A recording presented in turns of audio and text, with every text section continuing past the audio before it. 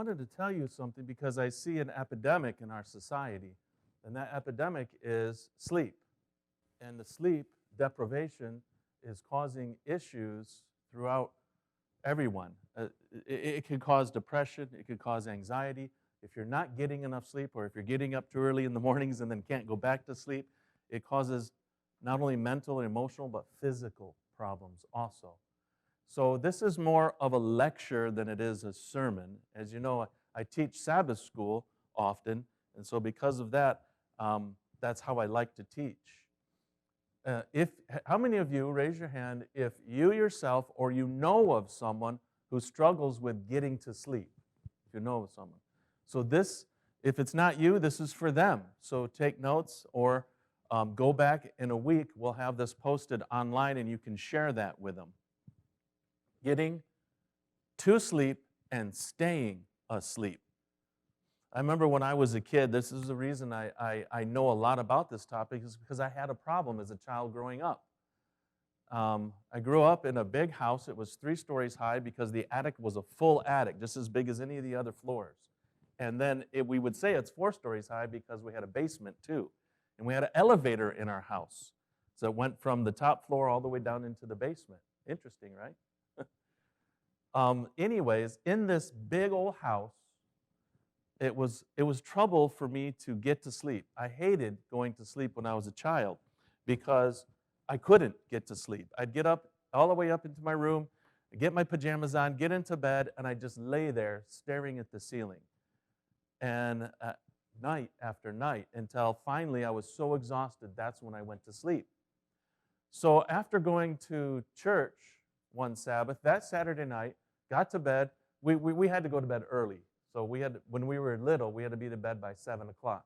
Then as we got older, it went to 8 o'clock, and then 8:30 was like the latest. Which I'm not saying that's bad, that's good. It's just the problem that I couldn't get to sleep. So one night as I was staring there and kicking the blankets because I was angry that I couldn't go to sleep, I shouted out to God and I said, "Lord, what do I need to do to get to sleep?" And that's when he started working. That's when he started telling me what I needed to do. He said, "Well, let's think about why you're not getting to sleep." And then once I figured out why I wasn't getting to sleep, he gave me the answers. And these are what I'm going to share with you today. First, I need my Bible. We're going to look at this story where Jesus seemed to not only go to sleep, but didn't care about anything else that was going on around him. Let's take a look and open our Bibles in Mark 4.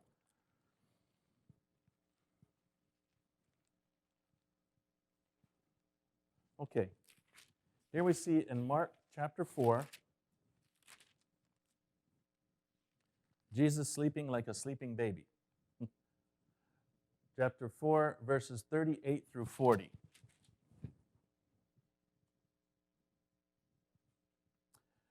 Now, this is, if you remember, just before this, the day before, Jesus was preaching to thousands of people. In fact, it got so that he had to get into a boat, and then they pushed out a little ways, and then he preached all day long and healed people that were sick. I mean, I don't know if you've ever been to a sermon that lasted for 4 or 6 hours, but this was a long sermon, and he was preaching all day long, and that can be exhausting. Just for me, driving for a few hours makes me tired, but Jesus was preaching and using his voice constantly to preach. And here they are at nighttime. They're going over to the other side into the mountainous region, but he was in the stern. Oh, a storm brewed, right? I mean, a major storm. The wind was pushing, the waves were pushing water in. So this is a major storm. He was in the stern asleep on a pillow. It was nice that he had a pillow, because I remember usually he'd have a rock for a pillow. This time he had a cushion. And they awoke and said to him, "Teacher, don't you care if we're going to die?" Then he arose, he got up, and he rebuked the wind and the waves. And what did he say? "Peace, be still." And the wind ceased immediately, and there was a great calm. Now, you can only really have a great calm when you have a great uncalm. And so the wind and the waves must have been big for them to say a great calm. Then he turned to them and he said, "Why are you so afraid or full of fear? How is it that you have no faith? And they feared exceedingly and said to one another, who can this be that even the wind and the sea obey him? Think about this as we talk about getting to sleep, because there is someone that knows the wind and the waves and can distill them in you too.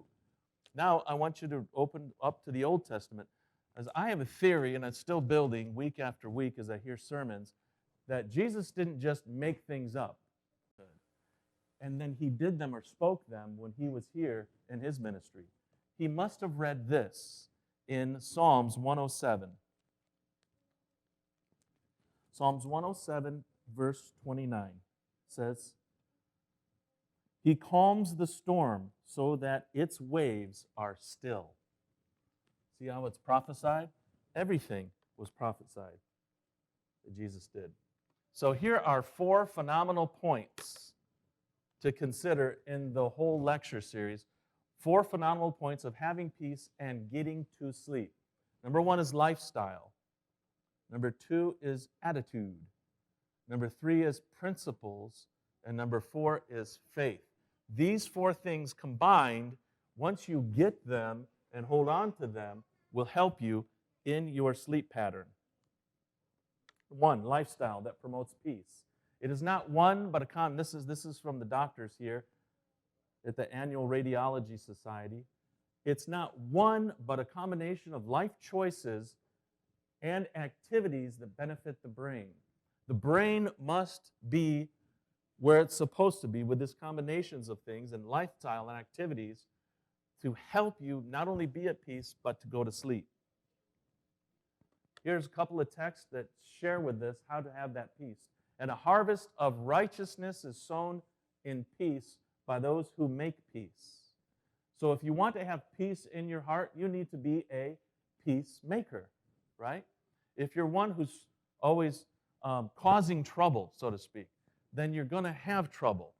You can't go to sleep, you're going to cause trouble. You cause trouble, you can't go to sleep, right? Is it the chicken or the egg? It's both. So you're going to have a problem if you're not a peacemaker. Instead of stirring up emotional straught in others, be a peacemaker. Learn, how can I help other people have peace? And watch yourself be a peaceful person. For God is not a God of confusion, but of peace, isn't he? Many of the fundamental tools, I know nobody wants to hear this part, especially when you see soy milk there. Many of the fundamental tools for the care and feeding of the brain are everyday matters. What happens in your stomach will affect your brain. We'll get into that just a little bit. Right here, about recent studies show that thought and memory waste can only be dumped during 7 to 8 hours of peaceful sleep. So you have thought and you have waste in your memory, and there are a lot of confusing things that are going on in your brain, but the only way to get rid of those thoughts or those bad emotions or those terrible events in your life that you're striving and warring in your body and in your brain is to dump them during peaceful sleep. This is how many hours of sleep you need, is 7 to 8 hours. Now, that's not a baby. This is someone 30 years and older. If you're a baby, you need a lot more. You need like 9 to 12. If you're in your teens, you need 9 to 10. If you're in your 20s, you need 8 to 9 hours of sleep. Now, Ellen White says somewhere that if you go to bed after 10 p.m., every hour after 10 p.m. is like missing 2 hours of sleep. So if you go to bed at midnight, then I think you're going to have to sleep for 12 hours. Or you're missing a couple of hours or a couple 4 hours, which is going to cause health issues. We all want to be healthy, don't we? Are we willing to do what it takes to stay and remain healthy? Let's get some sleep. Physical and mental exercise, proper nutrition, and adequate sleep will help anyone gain cognitive clarity and emotional stability. So studying all night for a test that you're going to have first thing in the morning is not the right way to go. Study all semester. You know what? And 2 days before the test, that's when you cram, or 3 days, but not the night before. If you do it the night before, you're going to be too tired, and your cognitive abilities are going to be too low to be able to pass. If you're going to an interview, or if you're going to be speaking before a bunch of people, do not cram them. Don't stay up late, because this is going to be bad not only for your health, but your attitude and your emotional stability. Sleep. We need good amounts of sleep, but we need to know how to get there and get a good night's sleep getting there. So, check your thinking. There is substantial evidence that cognitive behavioral therapy is the ideal treatment for insomnia and is more effective than medication. I'm going to say that again because there's some big words you don't hear every day and you haven't thought of. There is substantial evidence. That means there's a lot of evidence that cognitive behavioral therapy, that's the way we are thinking, the things that we believe, the thoughts going on in our mind on a day-to-day basis, is the ideal treatment for insomnia and is more effective than medication. So there's some brain doctors who don't want to agree with me because if you can figure it out yourself, you won't need them. If you can figure out your cognitive mental ability and your stability, you won't need a doctor. And so let God be your doctor and help you sleep by, first of all, working on this mental cognitivity. The powerful brain. Ever have to go to the bathroom badly while on a trip? I remember my sister, we were on a bus, we were coming from camp and going back home, and she said, I got to go bathroom, and we're only halfway there. I said, don't worry about it. Just relax and think about the ocean. She says, no, that's making it worse. Okay, just think about a nice rainfall. No. See, our brains are so powerful, they can affect the things that happen inside of our bodies. So I remember a couple of weeks ago, I was going to a gas station that it was a brand new Exxon. They have really nice bathrooms, but it was new. And so they didn't fix the toilet flusher correctly. And so first of all, I just thought, I have to go to the bathroom. I better stop. It's coming up in 10 miles. So I was getting ready, but the closer I got, the more I had to go to the bathroom because my brain was telling me I was going to be able to get to go. And so I got there, and then there was a line for the first time in a guy's restroom. You always get them in the women's restroom, so they probably have more of ability to hold it. But guys don't. And so there was a line. So all the stalls were full. And so then I waited for the line to go down, and now I really had to go. So I'm like, okay, I gotta go. Get into the bathroom, close the door, and then I get those, those things that protect the toilet, because it's COVID, so you want to protect for everything. So I get that little thing, and then I got to tear off those little tabs and then put it on the toilet. And as soon as I did that, the toilet flushed because the sensor was off. Like, no, I gotta go. What am I gonna do? So I get another one out. I pull the tabs. I put it on, and then I go to sit down. And it goes again. No. I said I do that, and then finally the fourth time, okay, this is not gonna happen again. So I hold it down so that I can go, and then I just go. But our thinking is what controls our body. You see. And so our thoughts have to be controlled by you. You control your thoughts. Or you allow God to control your thoughts. Don't let other things or other people or other events control your thoughts, because if you allow that to happen, then you lose control of your emotions. Getting a good night's sleep reduces the beta amyloid. I've had some people in my family have Alzheimer's disease. Do you have anyone in your family that have it or have had it? Well, if you don't want to get it, one of the best ways to not get it is to get proper sleep, because the beta amyloid burdens the brain regions and have been implicated in Alzheimer's disease. This is a problem, right? So I'm building up the problem in our life, in one out of three people's lives here who have problems getting to sleep and staying to sleep, building up the problem so that I can then show you the solution to it. And this is the solution that God showed me many years ago when I was a kid. I don't have a problem sleeping anymore. In fact, if I lay my head down on the pillow, I'm out. And you know what? Every day I take a 10-minute nap. Now my wife gets mad at me. She's like, how can you do that? If I go to sleep in the middle of the day, I'm out for hours. So I trained myself to do that. In school, when I was at Andrews University, I trained myself after lunchtime. It was like 1, 2 o'clock. When I would start getting tired, as the professor wore on and on and on, I would just lean back, put my book up like this where he couldn't see my face, and then knock out for 10 minutes.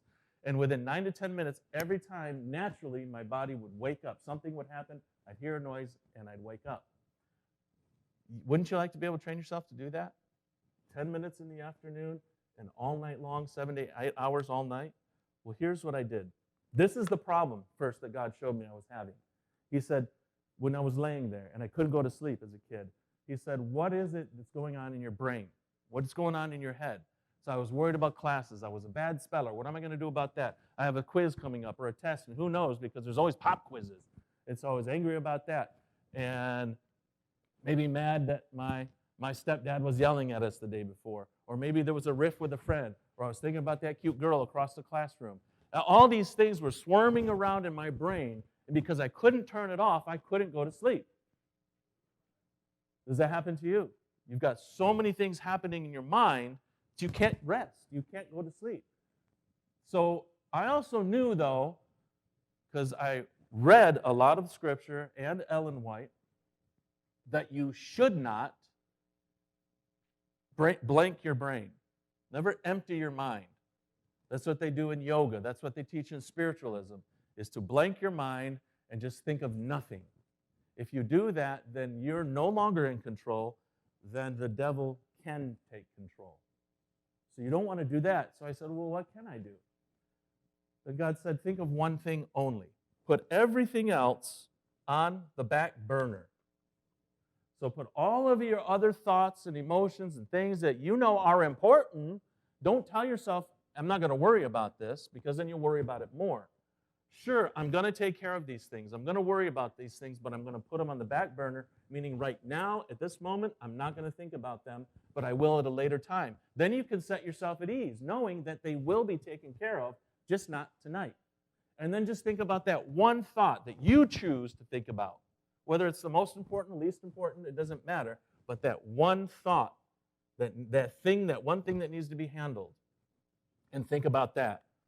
Once you learn to do this exercise, you should be able to go to sleep like that. Now, if you're not, you're still hardcore, then there are some health things that you need to take care of. One is you could have been, during COVID especially, this is why I'm saying a lot of people got into this rhythm of not going to sleep because they were in the dark. You didn't get outside. You didn't go anywhere. And this might happen again. So just know you need to get outside. You don't have to go somewhere, but you need to get in the sun. Sunshine is powerful because it gives us the things that we need in our body, the melatonin, the serotonin, whatever those things are, that help you, your circadian rhythm, when you go to sleep and stay asleep. Body temperature in the sunlight can warm you up in the morning. Morning production of stress hormone, cortisol, and an increase in the level of hormone serotonin, which is important to sleep. That's it. So it's the serotonin that turns into melatonin, I think. So, number 3, choose foods that boost your brain. Yeah, foods. The proper foods are things that can help you get to sleep and stay asleep, because the body uses the amino acids, tryptophan, in the biosynthesis of melatonin and serotonin. Choose foods that are naturally rich in tryptophan to provide good nutrition to your brain. Okay, what are they? Here's some good ones. So get some of these tomorrow when you go shopping. Some pumpkin seeds. Seaweed. Only half of us like seaweed, right? I like seaweed. Chia seeds. You can use these. Chia seeds, you can't just eat them. Well, maybe somebody can, but they're kind of crunchy. It's best to have chia seeds. What they use it at boba. Is that what you guys get sometimes? But you can put it in your shakes. Put it in your shakes. You can also put it overnight. You can get some oatmeal, put some chia seeds and some almond milk or soy milk, set it in the fridge overnight, and it's ready to eat for breakfast in the morning. Sesame seeds and tofu. Tofu, we got plenty of that. So these are good things that help your brain so that you can have that power to go to sleep later. A healthy stomach is essential to keep the precise balance of chemicals for optimal mental and physical health. A healthy what? Stomach. Right. So don't put things in your stomach that you shouldn't. Things that hurt you. Things that could cause cancer, like meat. I said it. Meat is the #1 promoter of cancer. It causes the cancer that's already inside of us to build up. Animal protein. Testimonies for the church. The brain is closely connected with the stomach. And its power is the brain, has so often been called to aid the weakening digestive organs. So the brain is being caused to aid in the stomach. That is, in its turn, weakened, depressed, and congested. So what happens in your stomach then also affects the brain. If your stomach is so congested and weakened and depressed because of the food that you're putting in there, then so becomes your brain. You said you wanted to be more healthy, so I'm going to tell you the truth. Exercise. Now, I don't like this one because I don't exercise a lot. I work hard on my work, and that's kind of exercise, but I do need to improve myself here personally. Daily physical activity helps stimulate blood flow, decreases depressive symptoms, increase energy levels, and improve sleep quality. Aim for 60 minutes of regular, moderate, intense aerobic exercise at least 5 days a week. 5 days a week. So what's aerobic exercise? Well, let's do the opposite. What's anaerobic? Not aerobic. Weightlifting, right? Building muscle. That's anaerobic. So it's not talking about that. It's talking about the other one. Moving your body. Now, some of you maybe don't like to walk because it hurts your back or your feet, or you've heard stories that it could ruin your arch or whatever. That's fine. If you don't want to walk or run, then do something else. Go swimming. Swimming doesn't hurt anything unless you pee in the pool. That hurts everybody. But do something. Do something active every single day. Get out there for an hour and do something constant. Aerobic, it takes 20 minutes to get your heart rate up to where it's supposed to if you're doing it consistently. So if you're going to be walking, this isn't aerobic exercise. This is a leisure walk. You need to walk 4 miles per hour in order to get up where it needs to be, to get your heart rate going where it needs to be. And then it will be 20 minutes later when you start actually losing weight, too, if you're overweight. Or it starts building that arrhythmic aerobic exercise that needs to happen. Hydrotherapy. You've heard of this before? We're kind of big on this in many of our hospitals. Some individuals find contrasting showers before bed help promote relaxation and deeper sleep. What is this? Contrasting showers. That means you're in the shower, and most people like it really hot. Well, that's fine to start. So do that really hot for a minute, and then turn it down to as cold as you can stand it for 30 seconds. And let that hit you all over. Hit all that cold water all over your body, and say, okay, I'm awake. Then you turn it back to hot again. Then you turn it back to cold. Do that 3 times, and that will get all the blood flow in your body to begin moving. And that causes your ability to get rid of toxins in your body better. Now, some people, that wakes you up. If that wakes you up and you have a hard time getting up in the morning, then experiment. Let's find out if that'll help you get to sleep or if it'll help you wake up. But this is one way. Avoid stimulants. We've been warned about stimulants like coffee. Been warned, but everybody said, I still like it, so I'm going to drink it. Well, consuming stimulants is a sure way to sabotage your sleep. And I'm not saying, well, I only had a cup in the morning, and so now it's not going to worry. I'm not going to worry about it 12 hours later when it's time to go to sleep. Yes, you will. Caffeine blocks adenosine receptors in the brain, a neurotransmitter that promotes sleep. It blocks that, even later in the day. Stay clear of this stimulating drug completely in order to achieve restorative sleep. I used to drink a pot of coffee a day. That's a lot of coffee, right? I used to. And so that was one of the things that tried to stop me from going to sleep. I still had other abilities to make myself go to sleep, but that is not good because it was promoting poor health conditions. And in fact, some people on here, online or in here, drink so much coffee that you've become, how do you say alcohols? There are alcoholics who drink so much alcohol throughout the day, functioning. You're a functioning caffeine person. If you have to have it before you go to bed, that means you're addicted. There's a problem that needs to change. You're addicted to it. How do you get rid of an addiction? I'm not talking about that today, but one of the best ways is to just know you're going to have side effects when you get off it. Once you know it, accept it. Accept it, stay off of it for 3 weeks, and even though it might be tempting, you won't have to have it again, whatever the addiction is. Turn off the screen. Oh, this is the biggest one. Now you're not going to like me at all, especially the youth who were born with screens in their face. You got to turn off the screen because there's things that are emanating from the screen that are keeping your brain alive and working. It's not going to help you go to sleep. So reducing electronic usage before bed is important for efficient sleep. The light emitted from your phone, your tablet, TV, that's for everybody else, TV screens, interferes with the serotonin, melatonin conversion process. Stop using electronics at least 1 hour before bedtime. So if you wake up in the middle of the night, it goes for that too.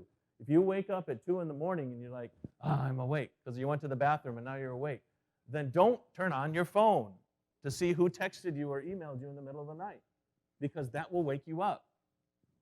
One of the best ways to go back to sleep is to permit yourself from doing anything that wakes you up. One of the things that wake me up when you have to go to the bathroom in the middle of the night is you turn on the light. Boom. There it goes. Your brain's alive now. It's awake. It's ready to stay awake. So we've invested into things that keep us asleep, like blackout curtains. You know what those are? They're really dark, so it doesn't let the light emit from outside into the inside. Or sleep aids. There are sleep aids you can get.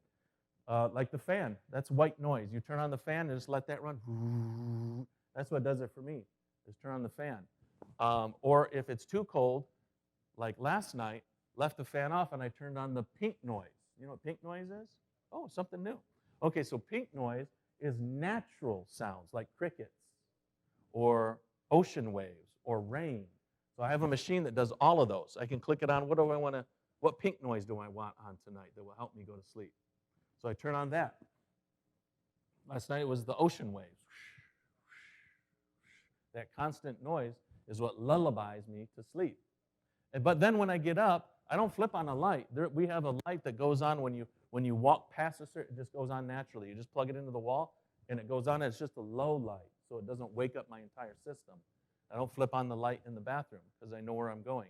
So pretend you're blind for a little bit and try to do something like you can't see. That'll help you so that when you go back to bed, it's like you never got up.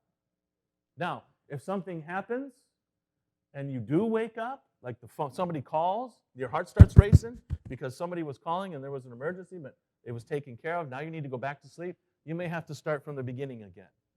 Start taking all those things out of your brain, putting them on the back burner, and begin just thinking about one item. But turn off those electronics 1 hour before bedtime. I don't know if it's been proven yet because I haven't done the research, but having those close to your brain might not be good to you health-wise either. Put them in another room. Number 8, routine. Do you have a steady routine in your life? If you have a routine of winding down to go to sleep, this will help. Establish a calming evening routine. This could include taking a shower or a bath, reading a book, a printed book, not on the screen, lighting a candle, or listening to soft music. So start a routine that will help you get there, because then as soon as the routine starts, I know for babies, it was good to take a warm bath and then sing them a song, read them a book. Remember that when you did that with your children? And then you put them to sleep. They could depend and trust in that routine. Physical sleep aids, like I talked about, blackout curtains, white and pink noise machines, are apps. There's an app, too, that's really cool. Can't remember the name of it, but you put the pink noise on there, and then you add different noises to it. Like you want to add the violin, or I want to add the harp, or I want to add children laughing, or you could even have, there's a white noise of New York City. Maybe you sleep only in ruckus, with all the sirens and everything. You can do that. Dark environment in order to fall asleep in a cool, dark sleeping environment can enhance the melatonin production. Is anyone benefiting from this? Okay, good. This will help you and the other, maybe someone else that you know of. None of that works, and we find out that you have sleep apnea, then see a doctor. See a doctor, because if you have that, they have other aids. But we want to use this as a last resort, because stay away from drugs as much as possible. Don't put anything synthetic in your body if you don't have to. But maybe for a little bit, you might have to, just to get over it and then get back on track again. Other medical conditions can greatly impede efficient sleep and can be properly treated under medical care if needed. Number 2, attitudes that produce peace. Remember, if you have peace in your heart, it will help you sleep better at night. Information substances called peptides form a body-wide 3-way communication system that connects your mind your brain, and your body, influencing them all. I had some water. Do I have some water over there behind that bag? So we want some peptides. So one other way to get them is to be happy. Get happy. If you're a person that naturally is not happy and you see the bad in everything, find out ways to find the good in things. Because if you'll do that, look at these two girls. Aren't they happy? Beautiful. They go to sleep when they need to go to sleep because they have enough peptides to do it. Both of them. It all begins in our minds. So this is the process that it happens. For us to change our attitude when we have a bad attitude. We start with the words. They become words. Our thoughts become words. It starts this way. Our words become actions. So we start living out the words that we've spoken. And then our actions become the habits in our life. Our habits become who we are. You know, who you are is your character. It's not the sum of all your experiences. It's your character, what you're promoting before the world. And then your character forms your destiny. Do you see now that how your brain can impede your relationship with God, and it can impede your ability to go to sleep? Look at this.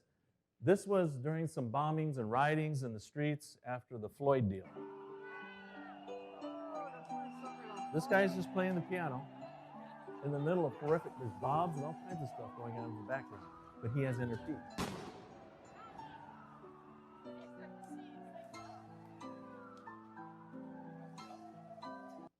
Can you have inner peace in the midst of a storm like Jesus did? Because when Jesus went to sleep, he went to sleep. He knew he had a big day. Every day in his ministry was a big day. He had to have that sleep. He had to be at peace. Be like Jesus is what we're told. And so I'm telling you, be like Jesus in getting to sleep. Have that peace that no matter the chaos that's happening in your life, you can still get there. Whoops, go back one. Philippians 4, 6 and 7 says this. Be anxious for nothing. Be anxious for nothing. Don't worry about anything. Don't get anxious. Don't get uptight. Don't let your heart start racing for nothing. How do I do that? And this is what I love about that verse, because so many verses in Scripture, and even Ellen White quotes, they tell us not to do this or do this, but they don't tell us how. This actually tells you how to be anxious for nothing. In everything by prayer and supplication, with thanksgiving, let your requests be made known to God. With thanksgiving. Do you do that? Yeah, a lot of us pray, Lord, please help this person who's sick. Lord, please help my mother. Lord, please help my children. But then it becomes repetitive, and it doesn't mean anything anymore. If it doesn't mean anything to you, it's not going to mean anything to him. Make sure that it means something to you. Does your heart really feel it? And if it does, then you will give thanks to the Lord with all of your requests. Give thanks and watch the power flow. And the peace of God, which surpasses all understanding, you won't even know how it happened, will guard your hearts and your minds in Christ Jesus. You'll see the life of Christ in your prayers. You'll give thanks to God. You'll pray for these things. And you'll know without a doubt He's going to answer these things because of your heart and mind is in Christ Jesus. Do this if it's your will, Lord. Christ always did what His Father's will was. He always healed when His Father was to heal. There were some people He didn't heal. He didn't even go there because they weren't ready. But there were some cities He healed the whole city, the whole town. But we're in a place right now that we shouldn't be. A lack of sleep is causing our brains to be dysfunctional. It's causing our bodies to be a mess. And because of this, we can't heal anybody else. We're not there for anybody because we have our own personal problems we're trying to take care of. We need to get rid of those problems so that we can heal other people. You can't heal anyone else if you can't breathe yourself, if you can't sleep yourself. So God is crying out to you to get well. Get better now because there's a lot of work to do. Maybe the reason none of us are doing any work is because we're unhealthy. Maybe that's the reason our church is a little dead. We do have some life here, but it's little. I wish it was alive, abundant with joy and life. But it's not. But I see a vision that it will be, that it can be. What will you do to be a part of that? Finding peace in the day will put you to sleep at night. Find the joy. It's there. Isaiah 26:3 says, you keep him in perfect peace, whose mind is stayed on you. Why? Because he trusts in you. Do you trust fully with all your heart in God? Enough to say, whatever comes your way, you're going to take it to him and he'll take care of it. Instead of seeking vengeance, instead of finding another way to get back at that person who chided you, who did something wrong, who said something wrong, are you praying for them? Do that and watch real trust in God happen in your life. And with trust comes joy, and with joy comes peace, and with peace comes sleep. To improve your health, practice gratitude. A daily gratitude practice has been shown to significantly increase your happiness and your physical health. Participating in gratitude improves your sleep, boosts your immunity, and decreases the risk of disease. This is good, right? We want to be healthy. We want to stay healthy. So here's one of the ways to do it.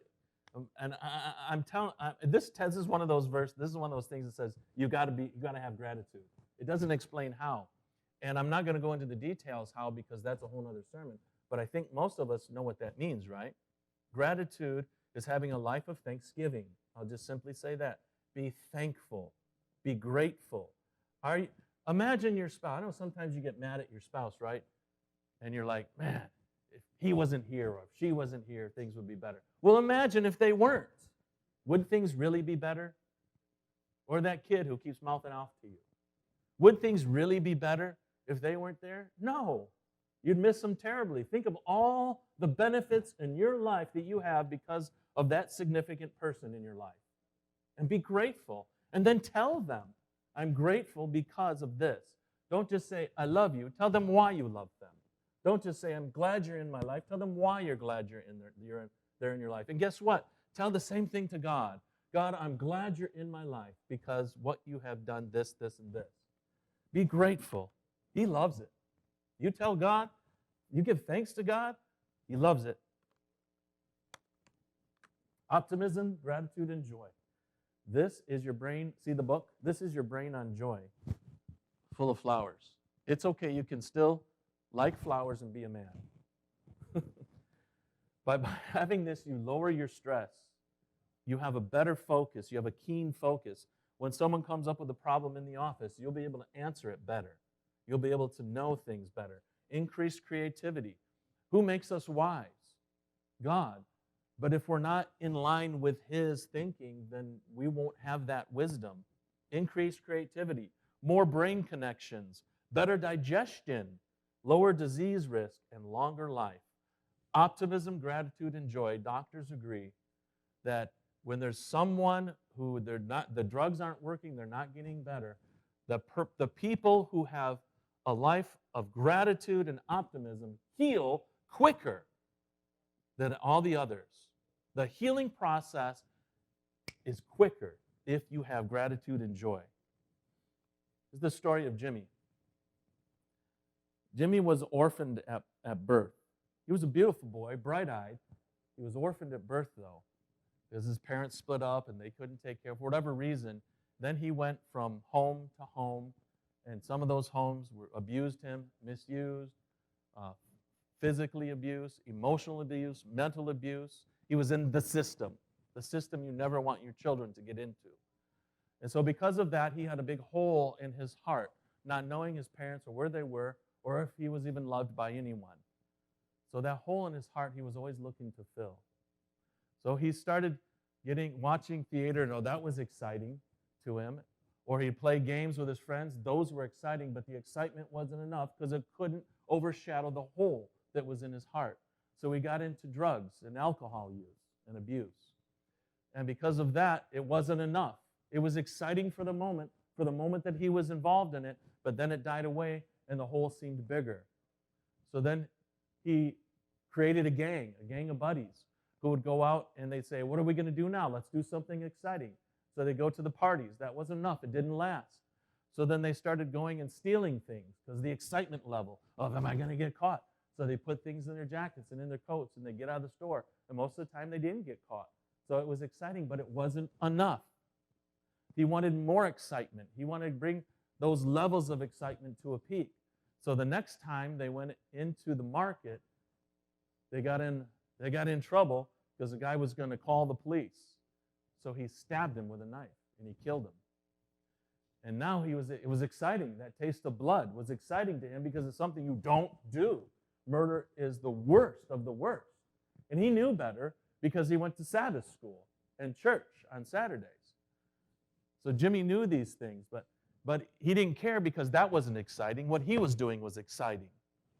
So after a while, he said, this isn't enough. I want to do more. So he got into spiritualism.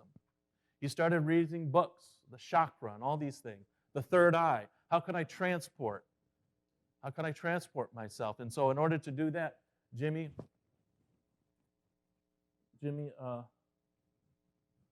started reading books on transportation. So he did this with his third eye.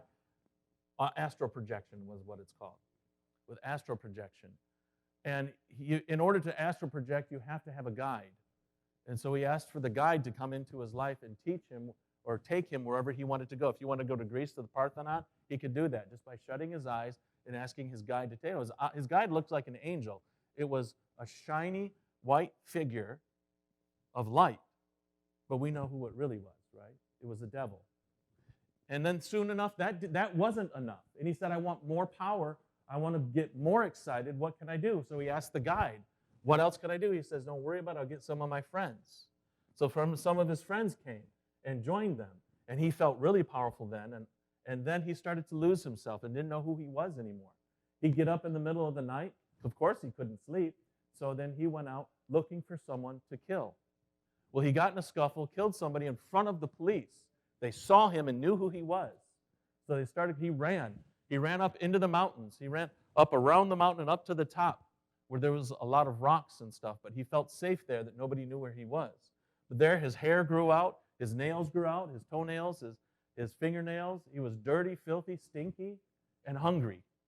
He said, I'm hungry. What am I going to eat? Well, there was a ranch, a big ranch nearby, full of pigs. So he would go over there, and every time he got really hungry, he'd grab a pig, kill it, and eat it raw. The blood, the meat, and even the intestines and the insides.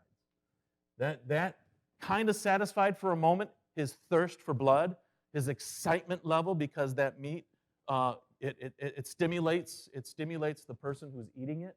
And so there's an excitement that goes on. So whenever he was hungry, that's what he would do. He was a murderous, thieving, raging man. Godless man.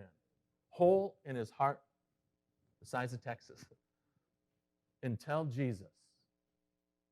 Until Jesus. At the beginning, I told you about the story of Jesus on the boat sleeping. Well, it was now time for Jesus to teach someone else. So they got off the boat with the disciples. They walked the path around the mountainside and up to the top of the ridge where this demon-possessed man was, Jimmy. And Jimmy came out screaming and yelling with knives and glass, I'm going to kill you. And the disciples ran one direction, and Jesus turned around and ran towards him. He came towards Jimmy, and Jimmy ran up to him and fell on his knees. And Jimmy didn't know what he was saying. All he could do was hear outside of himself voices that were taking control of his. And all he heard was, for the time of our persecution. But he heard Jesus very clearly. And Jesus said, come out of him. And he heard that. But then there was some more mumbling going on. Please don't send me to the pigs, is what he heard. And then he heard Jesus cast the demons out of him. And he saw this black cloud come out of his body in the shape of like Dracula. It was a big giant of a figure with wings, black cloud, out of him over to the ranch and settled like a blanket onto the pigs. The pigs began screeching and wailing and bucking And then they ran. And they ran as fast as their little feet could take them over to the cliff. They didn't stop.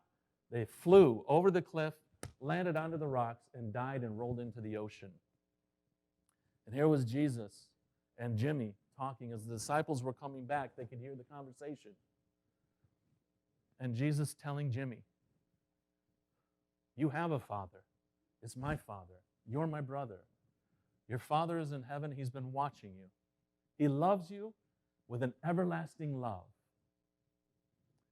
And Jimmy was found now in his right mind, with his eyes brilliant, with his creativity juices flowing again, and as he continued to talk with Jesus, the hole in his heart shrunk to nothing, because now he found true love.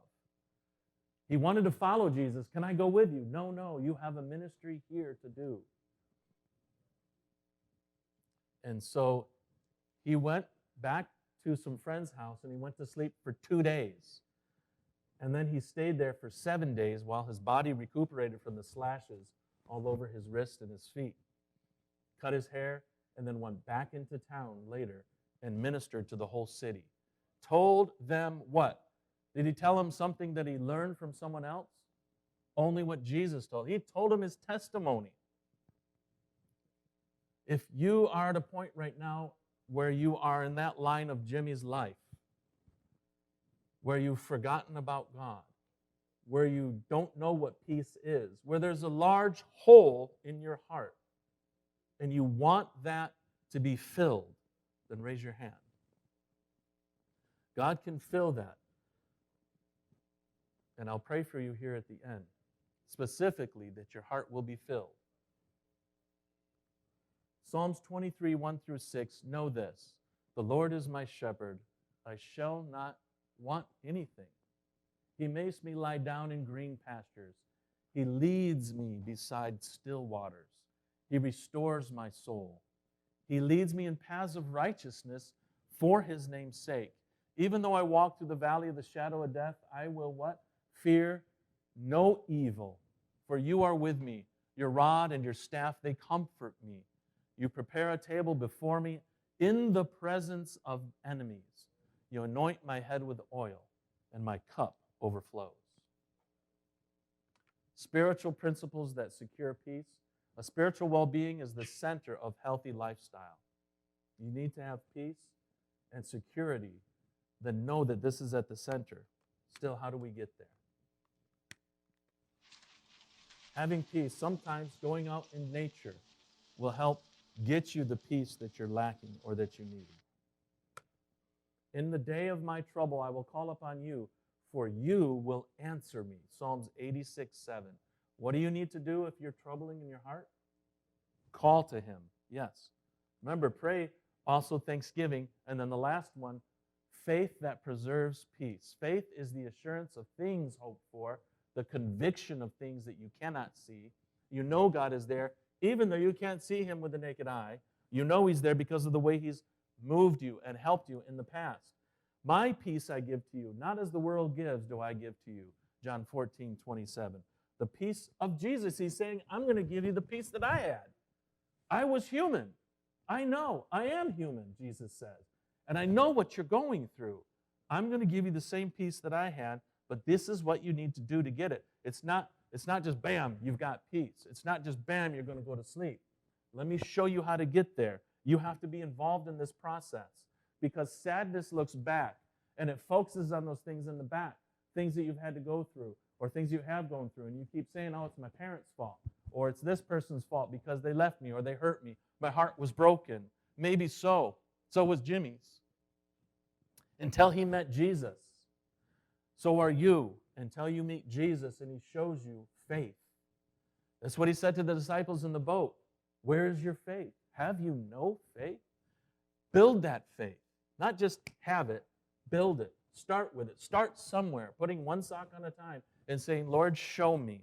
I don't know what I'm supposed to do next. And then stand still and wait for him to show you. God will show you every move you need to make from what you put in your body that's good for you to where you go, where you're supposed to work, what school you're supposed to go to, what classes you're supposed to take, everything. What dentist are you supposed to pick? Where should I go to fix my car? Ask God everything and let Him lead you. Have that. He wants you to ask Him why. Because He knows everything? Yeah, He does know everything, but that's not why. The why is He wants your relationship. Why do you think He died for you so many years ago? Because He doesn't want to live without you. You are important to Him. And there's only you. There's only one of you. Worry looks around at other things that are happening. I have this customer. I went to their house in Kingsville last week. And they said, I want a new roof. But I don't really want metal. I've seen that. They didn't like that. Because I'm a project manager for a large roofing company. They said, I want a roof like that. And they pointed to their neighbors. Beautiful roof. The most expensive roof you could ever buy. I said, okay. No, they had an immaculate home. It was 3 times the size of any one of our homes. Immaculate. So they've got the money to do it, but they wanted to keep up with the Joneses. Worry looks around, and we can't settle our hearts if we're worried about what other people are thinking and doing or have, and we don't. But faith looks up. See yourself looking up to God, praising God and saying thank you. Remember, a heart of gratitude. Faith says, either make the problem smaller, Lord, or what? Make me bigger. Make the problem smaller or make me bigger. Can He not move mountains? He created them. Of course He can move mountains in your life. If you have a gratitude and joy and peace, good things will happen. Do fun things. Go good places. The final word is this: for I know the plans I have for you, says the Lord.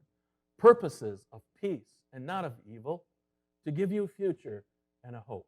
If you've ever been in a place in your life where you have no way out, you can't see the light, you can't see the way out, write this on your bathroom mirror, Jeremiah 29:11. Now may the Lord of peace Himself give you peace at all times in every way. The Lord be with you all. Yeah, that's it. Thank you. I hope that you learned something from this lecture on getting and staying to sleep. If there's something that doesn't make sense, see me afterwards. I'll help explain it more in detail. But getting to sleep is highly important. It's just as important getting to sleep as eating well. It's part of your health. Let's pray. Father in heaven, there are people here today and people online that are having problems with sleep because they can see themselves in the life of Jimmy. They don't want to get to the point where they're full of demons, and so they're coming to you now. And Lord, in the name of Jesus, I ask you to bless them, heal them, show them yourself in a way that they can see you, that they've never seen you before. Change their life forever. Give them peace. In Jesus' name, amen.